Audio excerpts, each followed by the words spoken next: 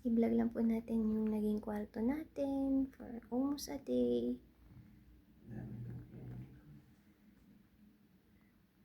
In-adjust ko po ito. Cortina. Dati andyan po yan. Kumusta na po ang pakiramdam? Pasyente? May busy pa po siya. Nilagay po ako ng ilang gamit dito. Ayun po yung last meal niya na binigay kanina.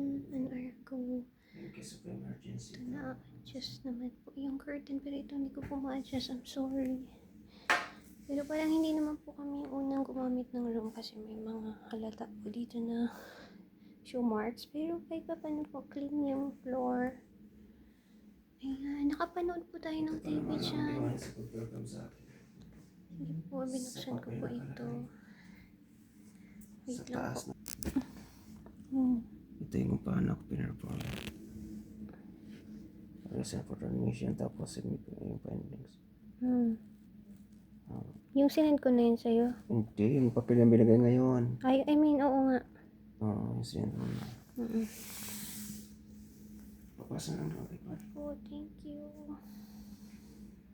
Manager mo? Oo. Cute din po nitong ilaw. Ang cute. Oh, wow. Thanks for watching, guys. Wait lang po.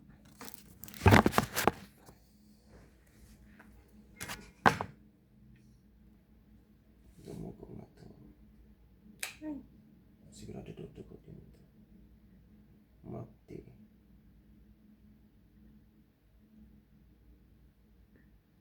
Pag dinownload ko, mababasa niya naman siguro, no? Picturein ko na lang actual. Dun sa via WhatsApp niya. Via WhatsApp mo. Mas malinaw siguro. Kasi pasa-pasa na iba-ibang salita. Hindi naman ay... Ang kailan 24 ang balik ko after that kasi yung isang araw doon, chat ko na siya bukas. Pero pakiramdaman mo pa rin mga 3 days before yung balik mo.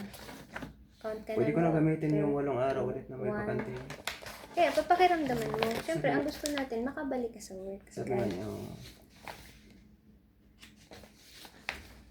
Kasi pag hindi kaya ng 3 to 1 days bago yung balik mo na 14th day, gamitin magsasabi ka, oo, anong nararamdaman mo para makapacheck up ka ulit. Isagad mo na, kasi kailangan mo gumaling.